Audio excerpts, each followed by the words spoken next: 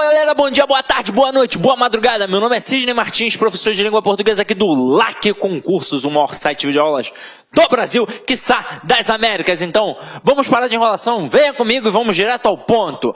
Hoje a aula é sobre tipos de sujeito. Caramba, Sidney, tipos de sujeito, isso cai em prova? Cai pra caramba, meu companheiro. Afinal de contas, uma matéria muito importante é a matéria concordância verbal. Agora, o que é a concordância verbal? É a relação entre o verbo e o sujeito. E, na verdade, não é entre o verbo e o sujeito todo, é entre o verbo e o núcleo do sujeito. E para eu poder trabalhar a concordância verbal, que é uma matéria que cai em demasia nas provas, eu tenho de saber tipos de sujeito. Afinal de contas, eu só vou saber como é que se faz a concordância se eu identificar o sujeito. E na língua portuguesa, nós temos três tipos de sujeito. Nós temos o sujeito determinado, o indeterminado e a oração sem sujeito. Caramba, Sidney, mas por que eu lembro de um montão na época da escola? Você lembra de um montão porque eles se ramificam. Mas se a gente entender o conceito principal de cada um, aí, meu parceiro, eu vou tirar de letra. Então, o que a gente vai fazer agora? A gente vai estudar um por um e todas as suas peculiaridades. Então, vem aqui comigo e vamos lá, ó. Primeiro, sujeito determinado. É aquele que aparece explícito ou implícito na frase. Então, eu consigo identificar. Mesmo que eu visualize ou não visualize, eu ainda assim vou conseguir identificar. É por isso que eu divido em sujeito simples, em sujeito composto e em sujeito desinicial.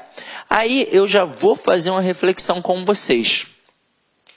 Esse desinicial, ele não existe na NGB, mas ele não pode ser ignorado, porque ele aparece na tradição das provas e ele também aparece na gramática do Celso Cunha. Mas o avaliador, ele pode fazer uma brincadeira. Ele pode trabalhar a questão independentemente de como ele tenha colocado no edital, até mesmo porque é hábito nem colocar a bibliografia. Então, o camarada pode fazer o que quiser. Então, se liga só.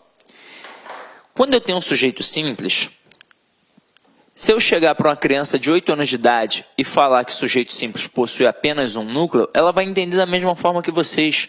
Se eu falar para uma criança de 8 anos de idade que o sujeito composto possui 2 ou mais núcleos, ela vai entender da mesma forma que vocês. Agora, se eu chegar para uma criança com uma frase que não está aparecendo um sujeito, ela já vai estranhar. Aí imagina se eu chegar para ela e falar que ali tem um sujeito desinicial, que ele não está aparecendo, mas que é facilmente subentendido pelo contexto ou pela desinência verbal. Caramba, essa criança vai me odiar. Então a tia Teteia criou uma das melhores situações pedagógicas que a gente tem. Ela inventou o chamado sujeito oculto, que é o sujeito desinicial, que também pode ser chamado de sujeito elíptico. Mas na hora que ela falou que era um sujeito oculto, o que aconteceu com a criança? Ela falou, tia, agora eu entendi, ele está ali, eu só não estou vendo, é igual o meu amiguinho oculto. E foi exatamente assim que surgiu no mundo escolar. E eu não estou de sacanagem, foi exatamente assim, tá? Só que agora a gente vai ver um por um, entender todas as suas nuances, todas as suas peculiaridades. Então venha comigo, ó. Olha essa frase. Um galo sozinho não tece amanhã. Vamos descobrir quem é o sujeito. Para descobrir quem é o sujeito, eu sempre procuro primeiro pelo verbo. Eu não olho para os substantivos primeiro, eu olho para o verbo. E aí eu vou fazer a pergunta ao verbo. Sempre quem ou que, para saber quem é o sujeito. Só que aí reparem que nesta frase existe uma palavra negativa acoplada ao verbo tecer. Então, a palavra também vai entrar na pergunta. Então, quem ou que não tece amanhã? É a resposta, um galo sozinho. Tudo isso é o meu sujeito. Agora, quem sempre vai ser o núcleo do sujeito? O substantivo sem a preposição. Então, o núcleo é a palavra galo. E quem verdadeiramente concorda com o verbo? É o núcleo do sujeito. Então, como o núcleo está no singular, o verbo fica no singular. Até aí, tudo bem? Agora, ao colocar Pedro e Bino consertaram um caminhão, eu vou procurar o verbo. E aí eu vou perguntar a ele quem é o sujeito. A pergunta Observa, o verbo está no plural, mas a pergunta é no singular. E como assim, Sidney? Está de sacanagem? Não, estou falando sério. Porque você ainda não fez a pergunta, você ainda não viu quem é o referente. Então pode ser que seja uma pegadinha do avaliador. Então você vai perguntar, quem é o que consertou o caminhão? Aí você vai ter como resposta Pedro e Bino. Aí agora você vai observar que tem dois núcleos, tanto Pedro quanto Bino. Então, como tem dois núcleos, o verbo obrigatoriamente tem de concordar com os dois núcleos. E se ele concorda com os dois núcleos, obrigatoriamente vai ficar no plural. Então, realmente a frase está correta. Pedro e Bino consertaram o caminhão. Agora, e se eu botar assim, os policiais prenderam um assaltante. Aí eu pergunto, quem é o sujeito? Aí você vai achar o verbo e vai perguntar a ele, quem é o sujeito? Então, aqui o sujeito é o termo os policiais. Aí eu pergunto, quem é o núcleo do sujeito? Policiais. Aí agora, sujeito simples ou composto? Simples, sem sombra de dúvida. Ah, Sidney, mas não tem uma porrada de policial? Tem, mas quando eu falo que o sujeito é simples porque possui apenas um núcleo, é porque possui apenas uma palavra como núcleo.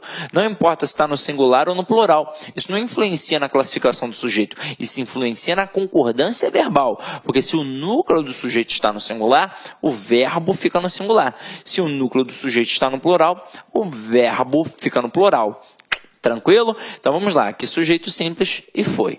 Agora olha o próximo, que interessante. Sujeito desinencial. Olha a frase. É nesta sala escura e fria, né? Não, perdão, é nesta sala retirada e escura que vamos introduzir o leitor. Quem é que vai introduzir o leitor? Nós. Então, eu consegui descobrir pela desinência número pessoal. Então, nada mais justo que chamar de sujeito desinencial. Agora, nada impede o avaliador de, na sua prova, trabalhar ou a visão escolar ou a visão da NGB. Quando ele trabalha a visão da NGB, ele não tem como trabalhar o sujeito desinencial. Ele vai trabalhar apenas o simples e o composto. Detalhe, não é a visão apenas da NGB, é a visão de alguns gramáticos, como por exemplo o Segala, ele tem a visão da NGB. Mas outros autores já têm uma visão mais escolar, como por exemplo Celso Cunha. Mas, tendo em vista que o cara pode fazer o que ele quiser, e ele realmente pode fazer o que ele quiser, ele pode, quer saber, hoje eu vou trabalhar só a NGB, hoje eu vou trabalhar a visão do Celso Cunha. Aí você vai olhar e, caramba, o que eu faço?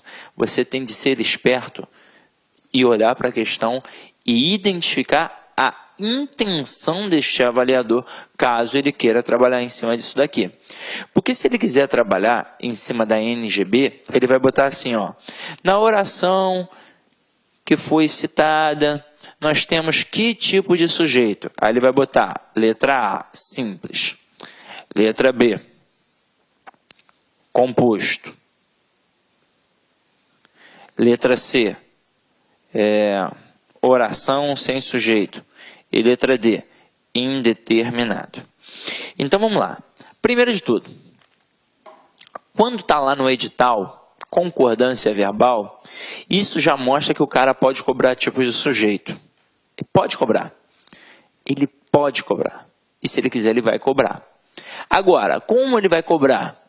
Meu irmão, ele pode cobrar de diversas formas. Se ele for trabalhar com isso daqui e quiser fazer uma pegadinha, ele vai fazer. Mas e aí, tá errado, não sei o quê. Meu irmão, tem que estar preparado para tudo. Então, se ele bota isso daqui, a resposta é sujeito simples. Veja que ele não colocou o sujeito oculto, ele não colocou o sujeito desinencial. Ele está mostrando que nessa questão, ele quis trabalhar de acordo com a visão da NGB. O que é NGB? É a norma gramatical brasileira. E na norma gramatical brasileira, quando se fala de sujeito determinado, só tem o simples e o composto. E na hora que você identifica o nós, quantas palavras tem aqui? Uma. Então, sujeito simples. Agora, E se o avaliador na sua prova quiser trabalhar a visão escolar, a visão, por exemplo, do Celso Cunha, a tradição escolar, ele vai tirar esse simples aqui e vai colocar oculto ou desinencial e vai ser a sua resposta. Agora, o que ele não poderia fazer? Colocar os dois.